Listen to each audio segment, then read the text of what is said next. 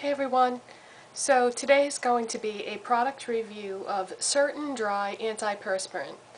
They make different formulas of this. They have a roll-on, they have a solid, they have this one which is like the regular one, and then they have a certain Dri AM.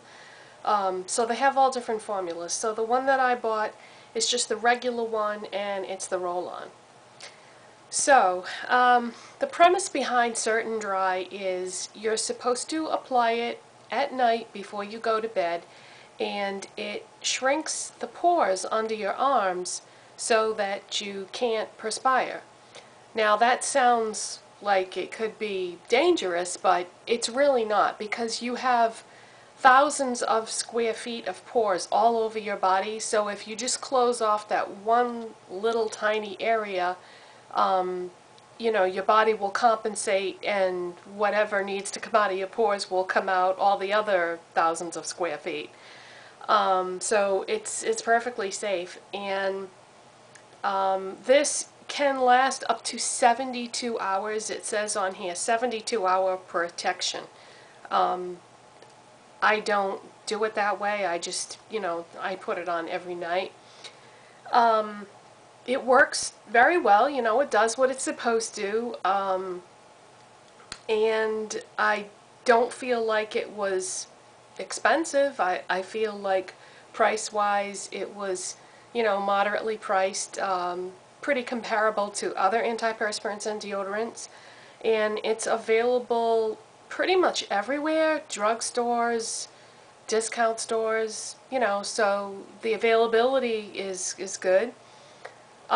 The only issue I have with this, and it's not really an issue for the product, it's more an issue for me, is that when you're used to putting your deodorant on in the morning, it's kind of hard to get into the habit of putting it on at night, because I have so many things that I have to do before I get in bed at night.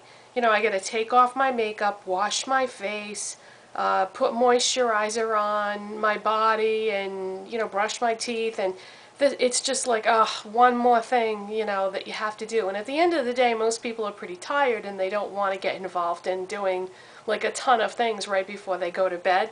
So that's been the hardest part for me, is remembering to even use it.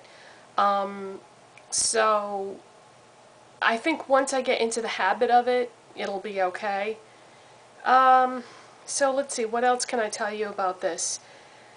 One of the reasons why they don't recommend that you put it on in the morning is because it can stain your clothing.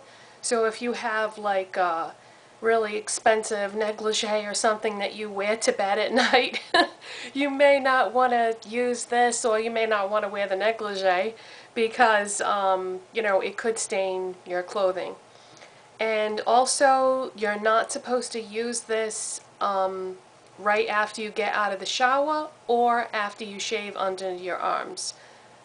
There's a little pamphlet that comes with the product, and it's got like four pages of information, which, I opened up the box and I was like, ooh, what's this, So I read the little pamphlet that comes with it, and I was like, wow, that's an awful lot of information. And at first I was kind of afraid that this might be too strong and it could cause a problem, because on the very top it says, important, apply at bedtime, sensitive skin, try the solid. And I was like, oh no, because I do have sensitive skin, so I was afraid that I might get a rash or get some kind of a reaction from this, and I didn't. It's been fine. So I guess that's about all I have to say about it. If you have any questions, feel free to leave them in the comment section. There was something I wanted to say thank you to the person who left me the comment about when I had reorganized my MAC eyeshadow palettes. Somebody had left a comment and said, oh, there's a way you can fit even more in there. I guess the way I had arranged them in the palette, I had put 3 rows of 7, and that left like a gap at the bottom where there wasn't really enough room to put another row, but yet it was a big enough gap that the shadows would move around a little bit. So they had said you should do a row of 7, a row of 6, a row of 7, and then a row of 6, and then you can fit even more in there. So I redid my palettes again and you know, rearranged them that way and made up new labels because now, you know, I could fit more in there. And so now I've got it condensed to 5 palettes, which is great because that means that I have another extra palette in addition to the ones that I had added when I had taken out the dividers. So that's great. I won't have to buy palettes again now for a while. I've got plenty for, you know, adding on in the future. So let's just go over then the products that I'm wearing. I am wearing the Guerlain Meteorites Foundation Primer and the Maybelline Fit Me foundation and concealer, and my foundation shade is 115 and my concealer shade is 15. And then I've got the Maybelline Fit Me blush in deep mauve. I've got NARS Laguna bronzer on.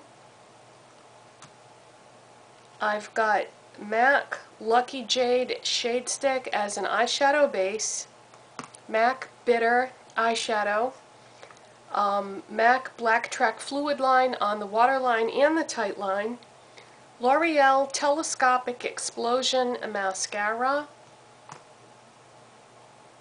MAC Viva Glam Cindy Lipstick, and Sinful Colors Show Me the Way nail polish, and my new Beyonce Heat perfume. As far as the MAC Bitter eyeshadow goes, I was really pleasantly surprised. I thought this was going to be almost like a clownish look on me because of the color, but it looks fine. It doesn't look like crazy at all.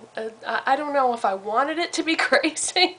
I'm sure that you could use some other colors with this to make it look crazy if you wanted it to. One person had suggested chrome yellow and electric eel, and so that would certainly spice things up a bit. But yeah, so I basically did it the way Pixie Woo did it in her video. If you don't subscribe to Pixie Woo, you should. They're two very talented sisters that are professional makeup artists, and so they kind of take turns doing videos, tutorials. So one of the sisters had done a video recently where all she did was put bitter on her eyelids, and that's all she did for shadow. And I was like, geez, you know, no crease color, no highlight, but it looked good. So that's what made me want to get the bitter eyeshadow anyways, because I had seen that video.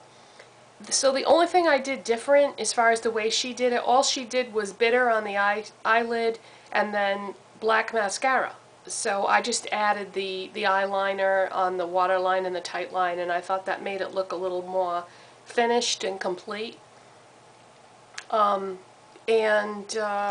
see, what was the other thing I was going to tell you? Oh, the L'Oreal Telescopic Explosion.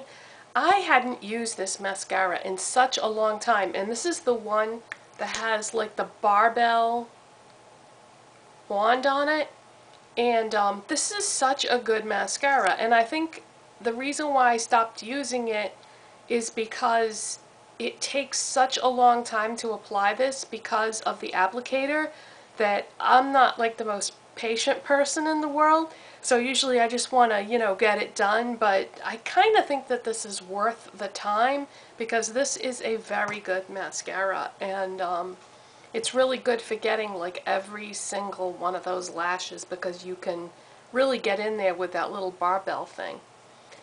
And I don't always use bronzer, but I did today because I think that with this color eyeshadow, I wanted to like warm up the look a bit to compensate for the bitter, and again that's why I used the MAC Viva Glam Cindy lipstick. In Pixie Woo's tutorial, she used like it was a it was a pink color lipstick, but I didn't really feel like it complemented the bitter, So I decided to go with the Viva Glam Cindy. So that's it, you guys, and I'll see you next time. Bye-bye.